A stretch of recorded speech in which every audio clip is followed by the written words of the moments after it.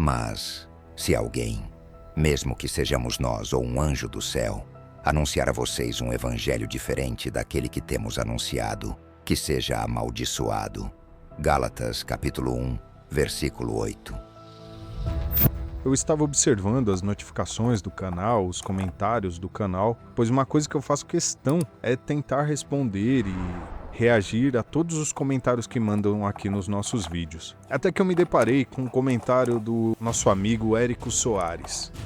Ele tinha uma dúvida e ele queria que eu ajudasse a responder se aquilo poderia ou não ser bíblico, ser um acontecimento bíblico. Eu fiquei curioso, não consegui entender num primeiro momento, mas à medida que eu fui me aprofundando no texto, eu consegui compreender. Se tratava de um irmão que havia sido levado aos céus e lá ele teria tido contato com pessoas que já faleceram, inclusive um dos apóstolos. Ele teria visto isso. E a dúvida do nosso amigo Érico é se aquilo poderia ser bíblico, se aquilo era aceitável biblicamente falando. Você ver alguém que já faleceu no céu, tendo assim então contato com os mortos e sabendo se a pessoa está salva ou não. Então eu achei intrigante essa história e fui pesquisar por mim mesmo. Eu encontrei o vídeo e eu assisti o vídeo. E logo nos primeiros minutos eu já consegui ter uma ideia se aquilo estava coerente com a Bíblia ou não. Com todo o respeito aos que creem nesses testemunhos, meu respeito e meu amor do coração de Cristo para todas essas pessoas, porque eu tenho certeza que muitos acreditam, mas rapidamente eu consegui ter uma conclusão a respeito desse assunto. E eu vou te passar a minha opinião respeitosamente agora.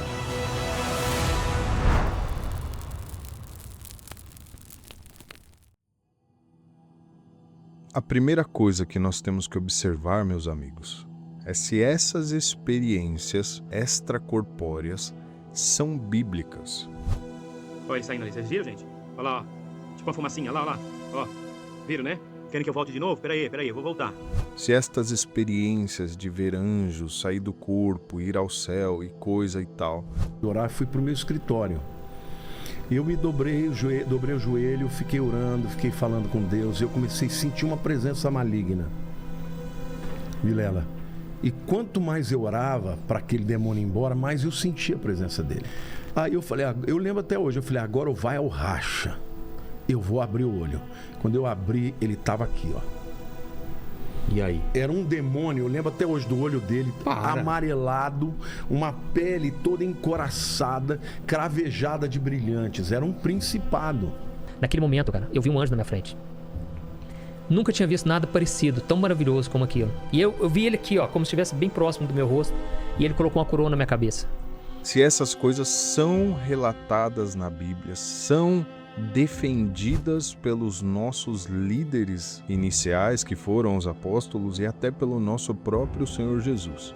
Porque se a Bíblia relata alguma posição contrária a esse tipo de situação, nós já devemos descartar logo de cara. Não interessa quem esteja falando e o que esteja falando.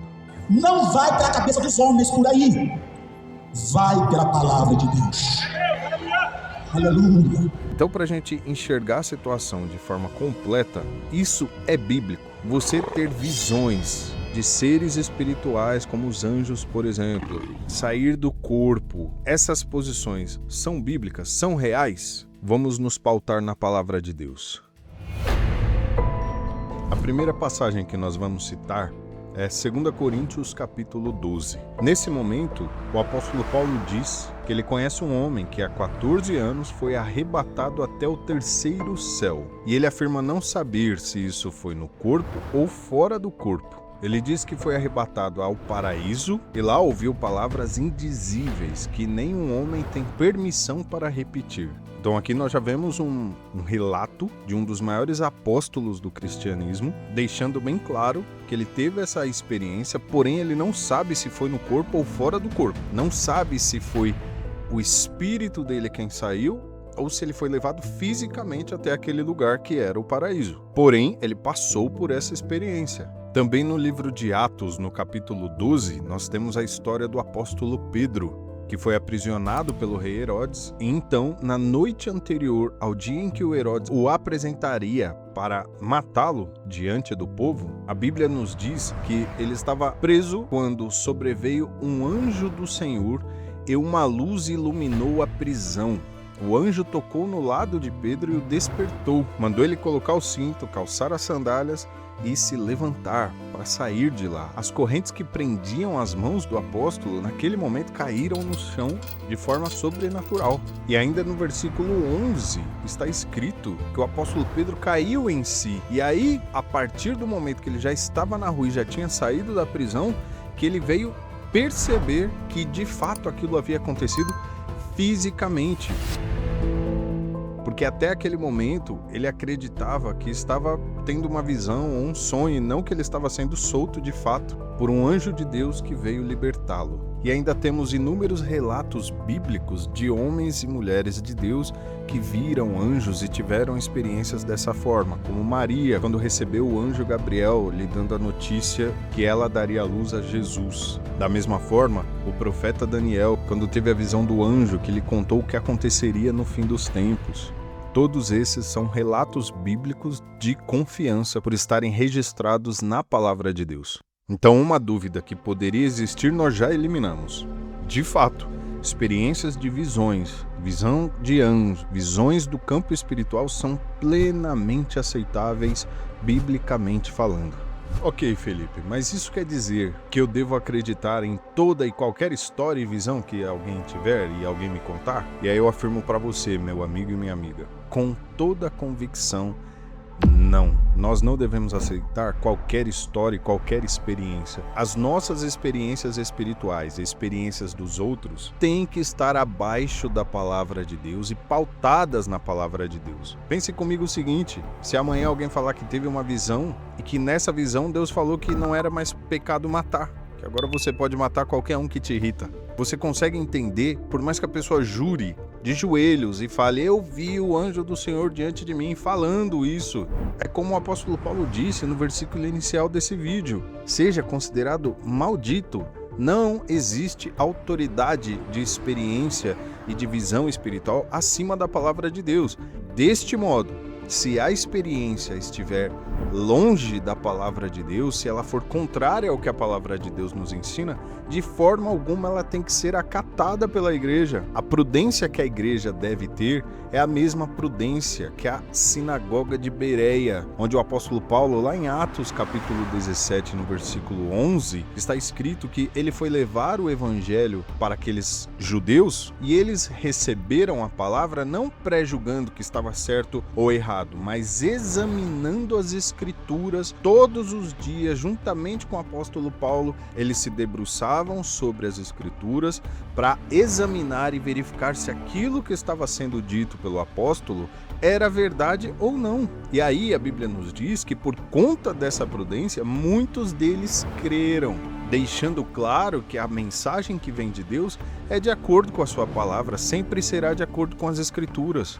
Como está escrito no Salmo 119, no versículo 105, lâmpada para os meus pés é a tua palavra. Ela é luz para os meus caminhos. Imagine você andando de noite, no escuro não dá para enxergar nada. E aí você acende uma lanterna e você sabe exatamente para onde ir. Porque agora os seus olhos enxergam o caminho. É desse modo que as escrituras e a palavra de Deus servem para nós. Ela ilumina, ela nos mostra o que é certo, o que é errado, por onde devemos ir, qual atitude devemos tomar.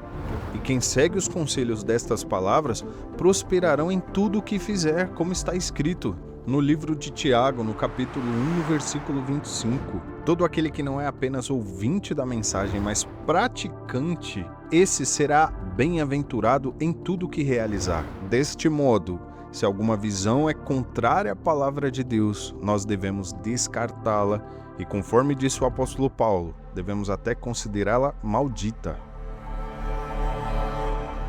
Tá bom, Felipe, mas e o caso do irmão Egino? Meus amigos, eu tenho muitos amigos pessoais que gostam e zelam das minhas opiniões bíblicas, porque eles veem o meu empenho no meu estudo bíblico, o quanto eu me dedico ao estudo bíblico, à oração, à leitura da palavra do nosso Deus. Mas mesmo tendo grande conhecimento, eu vou tratar com muito respeito os relatos desse caso. E eu vou tratar com respeito não por conta do irmão Egino em si, mas eu vou tratar com respeito pelo tanto de pessoas que creem neste relato e são levadas ao temor de Deus por conta deste testemunho. Eu vou trazer apenas um ponto, um questionamento, mas a conclusão eu vou deixar com você. Eu vou apenas apresentar este questionamento de forma muito responsável e muito respeitosa. Acompanhe comigo esse trecho do testemunho do irmão Egino. Este foi o primeiro arrebatamento, aleluia. Vou passar agora para o segundo arrebatamento, que foi ao paraíso celestial, aleluia. Antes de ser arrebatado ao paraíso, eu conheci uma irmã da Assembleia de Deus ali em Rondônia, uma irmã viúva de 70 anos de idade, aleluia. Orei muito na sua casa, essa irmã já partiu para a glória. Irmãos, essa irmã muitas vezes faltava até o que comer na sua casa, por prova da parte de Deus. Mas essa irmã nunca reclamava, nunca murmurava. Essa irmã às vezes não tinha um sapato para ir para a igreja, andava de chinelinho havaiana. A irmã era pobrezinha materialmente, mas rica das graças de Deus. Essa irmã nunca murmurava, nunca reclamava. A irmã era fiel ao Senhor Jesus Cristo. Orei muito por ela ali em Rondônias, quando foi um dia Jesus levou esta irmã, porque fruto maduro se colhe, aleluia. Depois que essa irmã partiu para a eternidade, partiu para a glória de Deus, eu estava orando em outro lugar. Quando foi meia-noite, depois que eu levantava da oração, desceu um anjo à minha direita. Este anjo pegou na minha mão direita e falou comigo: venha comigo. E tornou subir ao céu, de encontro ao céu novamente.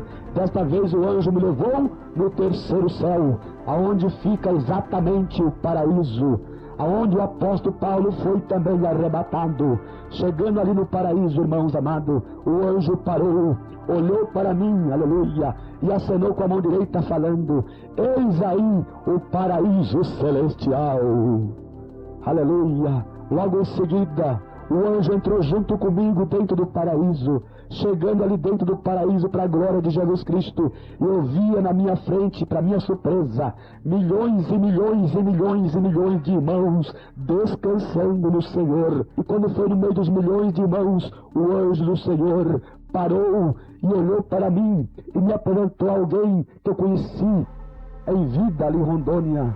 Me apresentou uma irmã. Quem é esta irmã? A irmã viúva, irmãos. A irmã da Assembleia de Deus. A irmã se levantou do seu lugar, olhou para mim, me conheceu lá no paraíso. A irmã falou meu nome claramente. A irmã me saudou na paz do Senhor.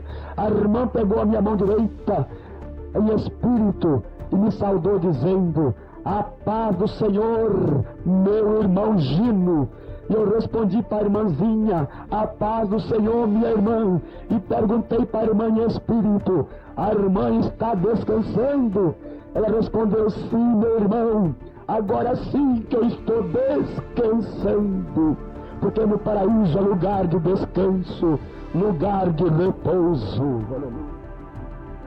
Lembra que eu falei que nenhuma experiência pode estar acima da lei de Deus, das palavras e das doutrinas que o Senhor tem nos ensinado? Pois bem, tanto no Velho Testamento, que Deus deixa muito claro nestas passagens, que ele é contra o contato dos mortos, que ele barra o contato com os mortos. Ora, se Deus proibiu o lado de cá, do mundo dos vivos, ter contato com o mundo dos mortos, não fica claro e evidente que o lado de lá, que são os espíritos que estão junto de Deus no mundo dos mortos, não terão permissão também para entrar em contato conosco? Se existe, como disse o Senhor Jesus, um grande abismo entre os vivos e os mortos, para que não haja comunicação entre eles, pois o próprio Deus criou esse abismo para proibir esse contato, e Deus ainda condenou no Velho Testamento com muita clareza essa prática de contato com os mortos, tanto que as visões, por exemplo, do apóstolo João em Apocalipse, ele não identifica nenhuma pessoa, ele não entra em contato com nenhuma pessoa que está no mundo dos mortos, como ele teve apenas a visão daquele espaço. Ele não esteve lá interagindo com os irmãos que ele via, diferente do caso desse evangelista, Regino, porque justamente ele entra em contato com o falecido. Ele, no paraíso, desobedece à lei de Deus de ter contato com os mortos. Ele praticamente faz a mesma coisa que um espírita não cristão ou até mesmo um espírita cristão. Eu digo com todo respeito a essas religiões, cada um é livre para acreditar e seguir a religião que quiser. Porém, pelo cristianismo bíblico, isso é errado, isso não é vontade de Deus. Esse é o questionamento que eu trago. Será que Deus permitiria quebrar sua própria lei numa experiência com ele, colocando toda a Bíblia em xeque por uma experiência? Será que essa experiência de fato vem da parte de Deus? Bom, meu irmão, minha irmã, meu amigo, minha amiga que está nos ouvindo, nos assistindo nesse momento, eu deixo isso com você. A conclusão e a decisão do que acreditar é sua. Minha única missão é expor a palavra de Deus, transmitir o conhecimento que o Senhor nos dá por meio de sua palavra e ajudar o avanço do evangelho, do reino de Deus genuíno, do evangelho genuíno que o Senhor Jesus e os seus apóstolos deixaram nas Escrituras. Que Deus te abençoe. Se você gostou, se inscreva, curta, compartilhe esse vídeo. Ajude-nos a anunciar a mensagem de Deus com a seriedade que ela merece. Deus te abençoe e que a paz do Senhor Jesus Cristo esteja com você.